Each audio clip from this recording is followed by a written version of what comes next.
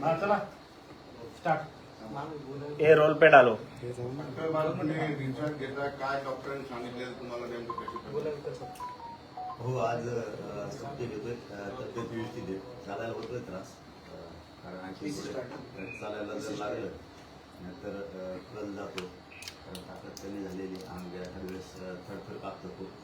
पण तब्येत आता बरी आहे आणि मला सुट्टी डिस्चार्ज घ्यायला लागतंय. कारण कसं आहे की दसरा मेळावा 12 तारखेला आणि त्या संदर्भात काही तयाऱ्या, खूप मोठं ते नियोजन आहे. त्यामुळं मला सुट्टी पण घ्यावं लागते आणि त्या नियोजनासाठी त्याचं लक्ष ठेवण्यासाठी मला सुट्टी घ्यायला लागते. आणि असं मी सुट्टी घेतली आणि निघालो. मी आता अंतरवालीकडे निघालो. उद्घाटन इकडे एक गेट द्यायची छत्रपती संभाजीनगरला, त्यानंतर मी लगेच तिकडे चाललो. कारण ते नियोजन मोठं आहे. राज्यातल्या कानाकोपऱ्यातून समाज बांधव तिथं नारायणगडावरती येणार दसरा मेळावा आणि महाराष्ट्रातल्या मराठ्यांची खूप दिवसांची इच्छा होती की दसरा मेळावा परंपरेचा झाला पाहिजे. त्यामुळं कानाकोपऱ्यातले ताकदीनं त्यावेळेस जी मराठींची इच्छा होती ते येणार आहेत, त्यांची पूर्ण झाली. ते निवेदन खूप मोठं, तिथेही तयारी गडावरतीच ते. आणि बीड जिल्ह्यातल्या मराठा बांधवांना विशेष करून आणि सगळ्या जाती धर्माच्या बांधवांना विशेष करून एक विनंती की जे मुंबई कार्यालय आहेत ना ते पूर्ण आम्हाला उघडे ठेवायला लागते. कारण रात्रीच खूप संख्येने बांधव येण्याची शक्यता आहे. तसा एक अंदाजा दिसायला लागला आहे की ही मंगल कार्यालय सगळे आरामासाठी, जेवण्यासाठी, आराम करण्यासाठी उघडी ठेवावं लागणार. पाण्याची व्यवस्था चौकावरती कराव्या लागणार आहे. तेही निवेदन चालू.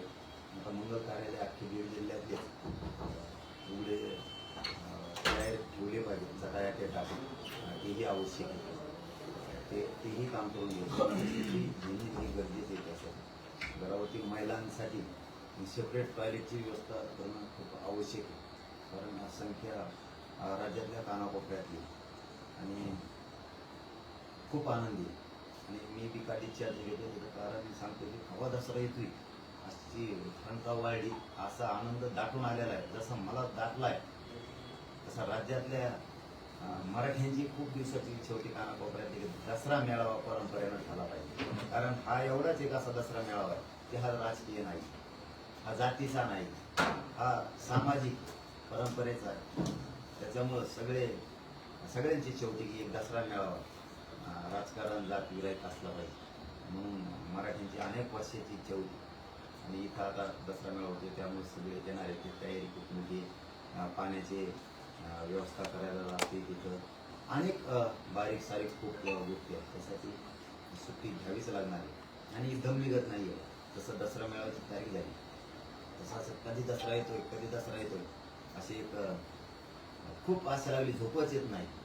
ते बघायचंय उघड्या डोळ्यानं माणसं ते सोहळा बघणार, साक्षीदार होणार आहेत. असे काय म्हणतात ना त्याला, उतावेळे झाल्यासारखं झालं की कधी हा सोहळा येतो, कधी हा सोहळा येतो. अशा तुफान वेगानं पोट्टे येणार आहेत ना, तुफान लोक येणार आहेत, तुफान भयंकर. त्यामुळे ते तयारी करायला लागते. म्हणून सुट्टी घेतली आणि मला येतं निघत. कधी दसरा येतो, कधी दसरा येतो. तसं मला झालंय. असंच राज्यातल्या प्रत्येक घराघरातल्या माणसाला तसंच आहे.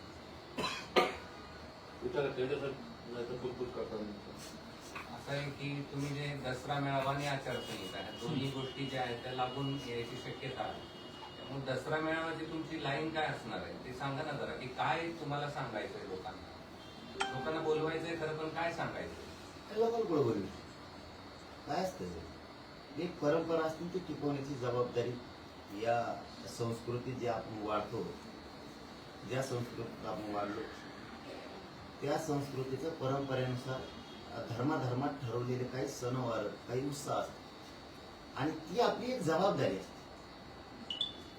एक कर्ता म्हणून किंवा त्या समाजाचा घटक म्हणून किंवा त्या संस्कृतीला एक मानणारा म्हणून, त्या धर्माला एक मानणारा म्हणून त्याची एक जबाबदारी असते की कुठंतरी आपण एकत्र आलं पाहिजे, संवाद केला पाहिजे, एकमेकाला आशीर्वाद घेतले पाहिजेत, एकमेकाच्या शुभेच्छा घेतल्या पाहिजेत. आपण एक जीव कुठंतरी दाखवला पाहिजे. कारण सुख समृद्धीकडे जायला काही पवित्र दिवस असते, त्यापैकी हा एक 3.5 मुहूर्तापैकी जे बोलतो आपण त्यापैकी हा आहे की यावरती विचाराची देवाणघेवाण केली जाते, विचाराचं सोनं लुटलं जातं, एकमेकाच्या सुखदुःखाच्या भावना जाणून घेतल्या जातात आणि सुखदुःखात मिसळलं जातं. यासाठी ह्या परंपरेने ठेवलेलं असतं. याचा राजकीय अर्थ काढू नका, राजकीय अर्थ काढू नका. मात्र एक खरं आहे की खूप दिवसांची इच्छा होती मराठ्यांची की एक दसरा मेळावा परंपरेचा झालाच पाहिजे, खूप अनेक वर्षापासून. आणि आता ती पूर्ण झाल्यामुळं राज्यातल्या कानाकोपऱ्यातले लोक इकडे येणार आणि यावं सुद्धा. माझी विनंती आहे कोणत्या राजकीय पक्षांच्या पळत बसण्यापेक्षा सभेला आणि कुटाण्याला सगळ्यांनी एका जागेवरती यावं, अन्यायावरती फुंकर घालायची, दुःखाकडून सुखाकडे जायचंय, अन्याय विरोधाचा लढा जिंकायचा आहे. त्याला विजयादशमी म्हणलं जातं. तो उत्सव आपण विचाराच्या देवाणघेवाणीनं केला पाहिजे. म्हणून सगळ्यांनी इकडे आलं पाहिजे. इथं पक्षीय भेद काही ठेवू नका. राजकीय सामाजिक सगळेची सगळे एकमेकाच्या सुखादुःखात अन्यायाला वाचा फोडण्यासाठी, विजयाकडे वाटचाल करण्यासाठी सगळे एकत्र आहे. पक्षण काय करू नका आणि कोणाचे मेळावे कुंकळे पळापळी करू नका, सभाला जाऊ नका. आपण आपले सगळ्या वर्गातले लोक, म्हणजे नोकरदार वर्ग असेल, व्यावसायिक वर्ग असेल, शिक्षक वर्ग असेल, जे वर्ग असतील आपले, शेतकरी वर्ग असेल, कामगार, कष्टकरी, हमाल, रिक्षा, टेम्पो, ट्रक, ट्रॅक्टर चालविणारे, मोटरसायकल चालविणारे, टपऱ्या, हॉटेल, सगळे हे चालवणारे जे सगळे लोक आहेत, एक दिवस सगळे एकत्र आहेत नारायणगडावरती विचाराची देवाणघेवाण घेण्यासाठी, एकमेकाला शुभेच्छा देण्यासाठी. आणि तुम्ही जितके याल तितक्यांचा मला आशीर्वाद घ्यायचा. प्रत्यक्ष तुमचा भेटून मला तुमच्या पाया पडून तुम्हाला शुभेच्छा देऊन मला तुमचा आशीर्वाद घ्यायचा आहे. त्यामुळे सगळे इकडे आहे. आणि जर कोणत्या राजकीय एखाद्याने म्हणजे जर जाऊ नका म्हणले मेळाव्याला मराठ्याचा, जरा त्याचे नाव सांगा, पुढे त्याची गरज पडणार आहे. काही जण नाटकं करते की इकडं जाऊ नका, तिकडं चला, इकडे सभेल चला, तिकडे सभेल चला. कुणी जर तसे आडत करण्याचा प्रयत्न केला, मग तो आमदार असो, माजी आमदार असो, मंत्री असो, माजी मंत्री असो, खासदार असो, जिल्हा परिषद सदस्य असो, पंचायत समितीचा सदस्य असो, सभापती असो, तो कुणी असो, तो मराठ्याचा जर त्याने काही अडवण्याचा किंवा असा काही प्रयत्न केला, जाऊ नका असं जरी सांगितलं तरी त्याचं नाव मात्र सांग. मराठ्यांच्याच विरोधात मराठ्यांशीच बेमानी करणारे समाजाला आता माहीत होणं गरजेचं आहे. आणि याच्या पुढचं सांगतो सगळ्यांना विनंती, उग्ग कोणी आडवं पडू नका. सगळ्या पक्षातल्या मराठ्यांना सांगतो, ते आमदार, खासदार, मंत्री कोण असते, सभापती, जिल्हा परिषद सदस्य, सगळ्यांना सांगतो, आडवं पडू नका. समाज म्हणजे 18 पगड जातीचे सगळ्यांच्या अस्मितेचा हा परंपरेचा दसरा मेळावा. उगाच आडू पडून डोळ्यावर येऊ नका, गप राहा आणि सगळ्याचे सगळे एक देवानं उलट शक्ती दाखवा. योग्य वेळ, योग्य संधी, या वेळेला एकजूट सगळ्यांनी दाखवा. दारातले कुटुंब. दादा तुम्ही काल पण म्हटलं योग्य संधी योग्य वेळ, आताही म्हणता योग्य संधी योग्य वेळ. आणि तुम्ही मेळाव्यासाठी फार उत्सुक आहात. लोकसभेच्या तोंडावर, विधानसभेच्या तोंडावर अशी कोणती संधी आलेली तुम्हाला आणि कोणती वेळ आलेली मराठा समाजात ताकद आपण? आता ते त्याचा राजकीय अर्थ काढू नका, पण आता नेमकं ते त्याच्यात आले, त्याला नंतर काय करू, ते नेमकं त्याच्यात आले. आम्हाला योग्य वेळ, योग्य संधी, वेळ येऊ द्यायला लागते. काय वेळ आल्याशिवाय कोणती गोष्ट यशस्वी होत नाही. पण आता हे नेमकंच एकत्र आले. पण आमचा अर्थ याचा असा आहे की खूप अनेक वर्षापासून लोकांची इच्छा होती, कानाकोपऱ्यातल्या मराठ्यांची इच्छा होती, पारंपरिक दसरा मेळावा झाला पाहिजे. सगळ्या जाता धर्माचा, 18 पगड जातींच्या, शेतकऱ्यांचा, एक सामाजिक झाला पाहिजे मेळावा. आम्हाला ती योग्य वेळ आहे. आता कोणी त्याला राजकारणाकडे नेते, कोणी काही नेते, त्याला आता काय आम्ही काही करू शकत नाही, त्याला काय करावं. असं आहे की नारायणगड हा सर्व धर्मियांचा आहे, सर्व जातीयांचा आहे. तिथं 18 पगड जातीचे लोक दर्शनाला येतात. एकादशी असू द्या किंवा इतर वेळी दसरा आहे असू द्या. मग त्या गडाचं तुम्ही एका समाजापुरतं मर्यादित का करताय? कोणी केलं? तुम्ही मराठ्यांना या, मराठ्यांना या, मराठ्यांना या नाही म्हणलं नीट आहे का? मराठ्यांची अनेक वर्षापासूनची पारंपरिक दसरा मेळावा घ्यावा ही इच्छा होती आणि त्या सगळ्या जाती धर्मांचा मेळावा घ्यावा. पारंपरिक त्याला मराठा दसरा मेळावा नाव नाहीच. रोज शब्द वापरतोय मी, रोज शब्द वापरतोय. शेतकरी येणार आहे, 18 पगड जातीचे लोक येणार आहेत, 12 बलुतेदारांचे येणार आहेत, सगळ्या जाती धर्माचे लोक येणार आहेत. पुन्हा एक शब्द वापरलाय, सामाजिक मेळावेच नाही, राजकीय कुठं कोणचे स्वार्थी. ही पहिला परंपरेचा सामाजिक दसरा मेळावा आहे परंपरेनुसार. आणि ते यावं हे सांगतोय मी सगळ्यांना. आता त्याचा अनेक अर्थ कोणी काय काढ सोयीनुसार ते द्या, त्याचा प्रश्न त्याला मी काय करू शकतो. म्हणजे ही नवी परंपरा यावर्षीपासून सुरू करायची आहे. खूप दिवसाची ही लोकांची इच्छा आहे. आणि कानाकोपऱ्यातले लोक त्या परंपरेच्या दसऱ्या मेळाव्याला येणार सगळ्याच. आणि तिथे तयारी करणं, त्यांच्या संस्कृती आपण वाटतो ती आमची जबाबदारी आणि ती आम्ही पार पाडतो. येणार तुफान लोक येणार, तुफान तक्तीनं पोट्टे येणार. पण तिथे तुम्ही राजकीय भूमिका मांडणारच नाही हे स्पष्ट आहे. मी पहिले दिवस सांगितलं असतं मांडणार आहे. लपायचं काय संबंध, त्याला काय लपायचं, कशामुळे लपायचं काय संबंध. फक्त खूप अनेक वर्षापासूनची इच्छा होती की एक दसरा मेळावा होणं गरजेचं, आणि ते घेतलं म्हणून दम निघत नाही. हे कधी येतो जसा सगळ्या महाराष्ट्रातल्या कानाकोपऱ्यात तोच उत्साह व्हायला लागला. चला आता एक दिवस कामं नाही करायचे, कोणी शेतात आहेत, नोकऱ्याला आहेत, कोणी कशाला आहेत, सगळे कामं सोडू चला आपण दर्शन घेऊ, तिथे आशीर्वाद घेऊ, देवदेवताच्या पाया पडू. कारण 3.5 मुहूर्तापैकी तो एक पवित्र पीठ आहे, काय 3.5 शक्तिपीठांपैकी. त्यामुळे आपण सगळेजण एकत्र राहिलो तेव्हा आनंद आहे, ते आनंद व्यक्त करतोय आम्ही. थोडं राजकीय, तुम्ही तिसऱ्या आघाडीसोबत जाणार नाही हे स्पष्ट केलेलं आहे. सोबतच तुम्ही निवडणुका लढवणार की नाही याबाबत अजूनही द्विधा मनस्थिती आहे. मात्र एकावर तुम्ही स्पष्ट आहे की पाडायचं आहे. तर याबाबत थोडं खुलून सांगा ना आम्हाला, काय भूमिका आहे. नाही पाडायचं कुठे आहे, पाडायचं नाही उभा करायचं, दोन्ही नाही. बैठक होणार आहे, बरीचशी दिशा बैठकीतच ठरणार आहे. पण आता यांची आचारसंहिता कधी लागते, यांचं काय काय आम्हाला बघून द्या. आमचं ते आता शेवटी त्या प्रभावात जर आम्हाला न्यायचंच असेल तर त्यांना लागेल. पण मला एक आशा आहे, मी आज पहिले दिवस शब्द बोलतो की फडणवीस साहेब आरक्षण दिल्याशिवाय आचारसंहिता लावणार नाही अशी आम्हाला मराठ्यांना आशा आहे. ते मराठ्यांशी दगाफटका करणार नाही, मराठ्यांच्या सगळ्या मागण्याची अंमलबजावणी करतील अशी आशा आहे आम्हाला. 100% फडणवीस साहेब सगळ्या मागण्यावरती अंमल करतील याची आम्हाला पूर्ण खात्री.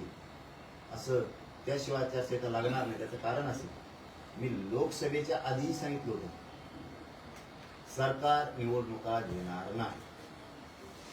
मी लोकसभेच्या आधी सांगितलं घेणार.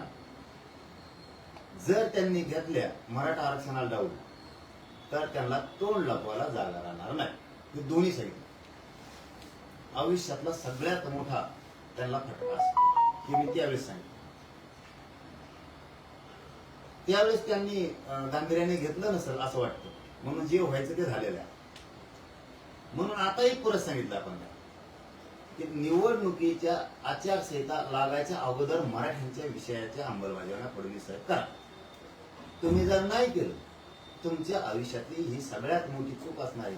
आपण जेवढे काय गणित जोडले मराठ्यांना बाजूला ठेवून निवडणुका लढवून जिंकायचे जे तुम्ही गणित केले ते सगळेचे सगळे फेल गेले. तुमच्या आयुष्यात राजकीय करिअरमध्ये तुम्हाला आलेला हा सगळ्यात मोठा पश्चाताप असणार. याला महापश्चाताप म्हणलं तरी चालत नाही. त्यामुळे फडणवीस साहेब यावेळेस मागचा आधार घेऊन पुढं आचारसंहिता लागू देणार नाहीत.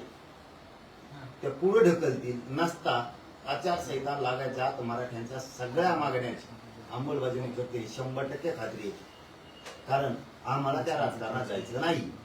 आणि हेच आव्हान मी भाजपमधल्या आमदारापासून ते गरीब मराठ्यांपर्यंत, भाजपमधले आमदार, मंत्री, खासदार मराठ्यांची आणि सामान्य मराठ्यांना हे आव्हान केलं की तुम्ही नेत्यांना सांगा तुमच्या फडणवीस साहेबांना की ज्या मागण्या आहेत त्या मात्र द्या मराठ्यांच्या. उद्या माझ्यावरती कुणी नाराज व्हायचं नाही.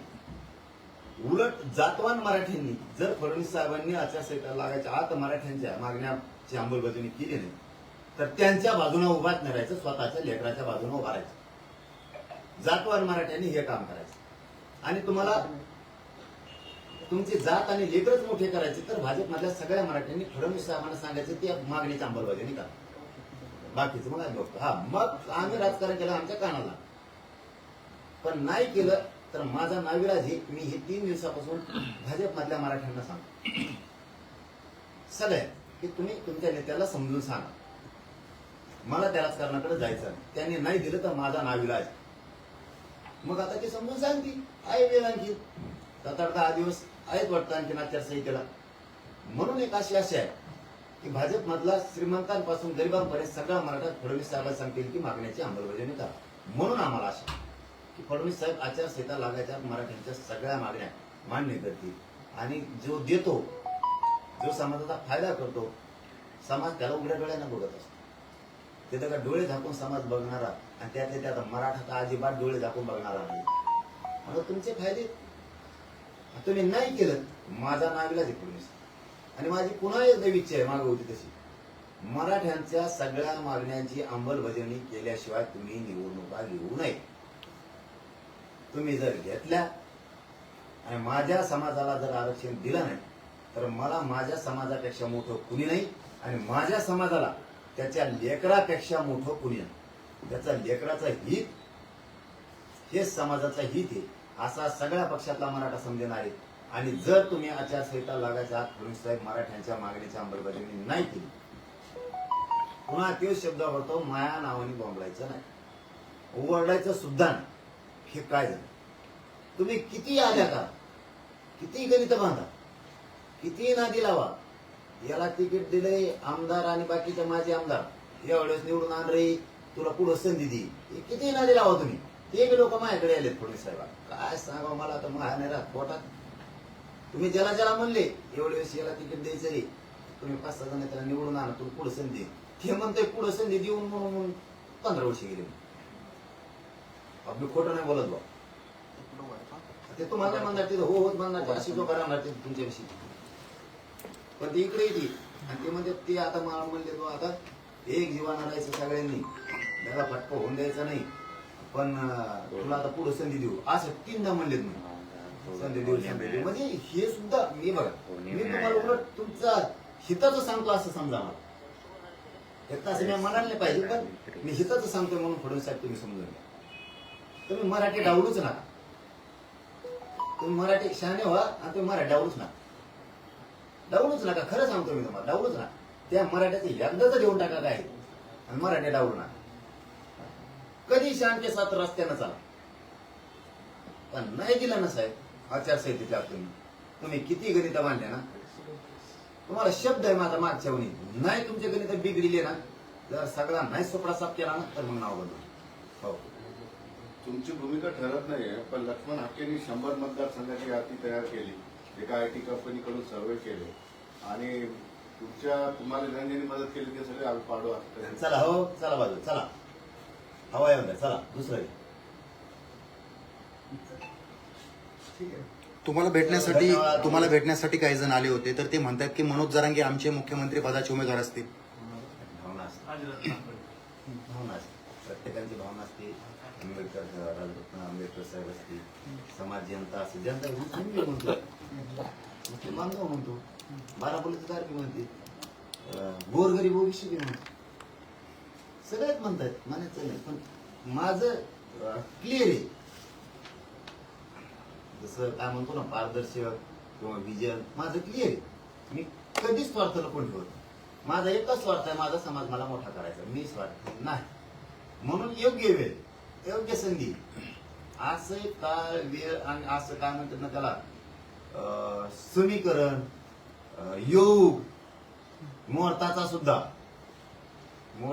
योग हे कधीतरी अवकाशात घडून येतं की खूप दशकानंतर एखादा ग्रह एखाद्याला चिटकतो तसं हे खूप दिवसानं योगायोग जुळून आलेला असा की मुस्लिम मराठे दलित गोरगरीब ओबीसी गोरगरिबाची लाट आलेली खूप याच्यानंतर उग्र संधीचा फायदा घेतला पाहिजे. मराठी असो मुसलमान असो दलित असो बारीक बारीक ओबीसीचे असो हे सगळ्यांनी उगा संधीचा फायदा उचलला पाहिजे.